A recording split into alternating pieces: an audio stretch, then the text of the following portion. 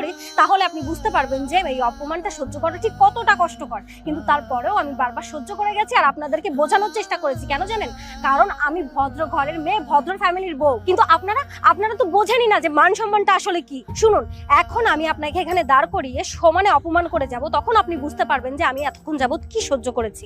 আর এই যে সজল, আপনাকে আমি একটা কথা বলে রাখি, আপনার ওয়াইফ আপনার এই পাওয়ারের অপব্যবহার করে যেসব ব্যবহার মানুষের সঙ্গে করে বেড়ায়, এটা যদি কন্টিনিউয়াসলি চলতে থাকে না, তাহলে আপনার চাকরি দুদিনও টিকবে না। তাই এখনো বলছি, আপনারা সবাই ভালো হয়ে যান। আমি তো তাও আপনার চাকরিটা এখন কেড়ে নিচ্ছি না, কারণ এটা আমার সঙ্গে এই প্রথমবার হয়েছে। আমি প্রথমবারের মতো আপনাদেরকে মাফ করে দিচ্ছি।